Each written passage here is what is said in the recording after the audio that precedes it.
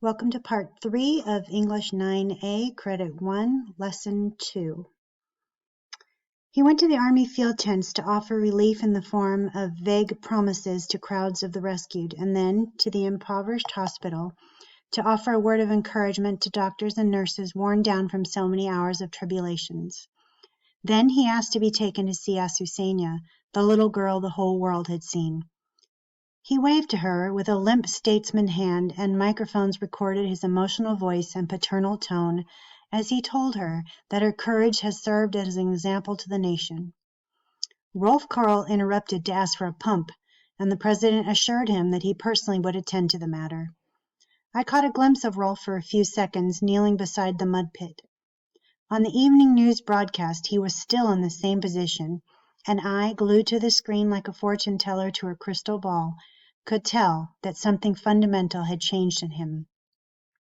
I knew somehow that during the night his defenses had crumbled and he had given in to grief. Finally, he was vulnerable. The girl had touched a part of him that he himself had no access to, a part he had never shared with me. Rolf had wanted to console her, but it was Azucena who had given him consolation. Infer how the narrator there feels about the president's visit. Using the textual examples, the descriptive language to support your answers, let me know how you think she took that visit. Continuing on, I recognized the precise moment at which Rolf gave up the fight and surrendered to the torture of watching the girl die. I was with them, 3 days and 2 nights, spying on them from the other side of life. I was there when she told him that in all her 13 years, no boy had ever loved her, and that it was a pity to leave this world without knowing love.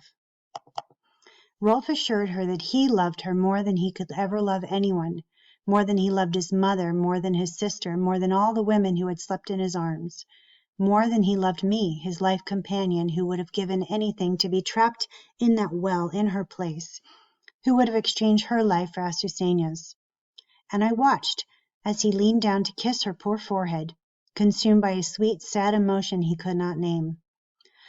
I felt how in that instant both were saved from despair, how they were freed from the clay, how they rose above the vultures and helicopters, how together they flew above the vast swamp of corruption and laments, how finally they were able to accept death. Rolf Karl prayed in silence that she would die quickly because such pain cannot be borne.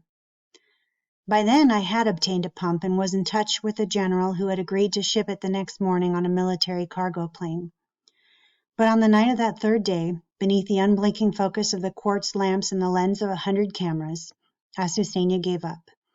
Her eyes locked with those of the friend who had sustained her to the end. Rolf Karl removed her life buoy, closed her eyelids, held her to his chest for a few moments, and then let her go. She sank slowly, a flower in the mud. You're back with me, but you're not the same man. I often accompany you to the station and we watch the videos of Azucena again. You study them intently, looking for something you could have done to save her, something you did not think of in time.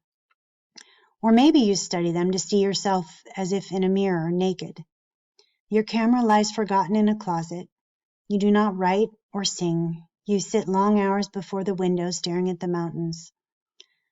Beside you, I wait for you to complete the voyage into yourself, for the old wounds to heal. I know that when you return from your nightmares, we shall again walk hand in hand as before. Okay, there you have the story of clay we have created. Make sure you've gone back and annotated the entire article and answered those questions that are in between. And then these 2 questions here. The narrator says that Rolf Karl is no longer the man he used to be. In your own words, how has he changed? Remember that the theme of change is big for this credit. You're going to need to do that for your performance task. And then number 14, what do you think is the theme, the main idea, the moral or lesson of the story? What point about life was the author trying to make? Cite textual evidence to support your response. Most of these questions are subjective. That means that what you think is probably correct.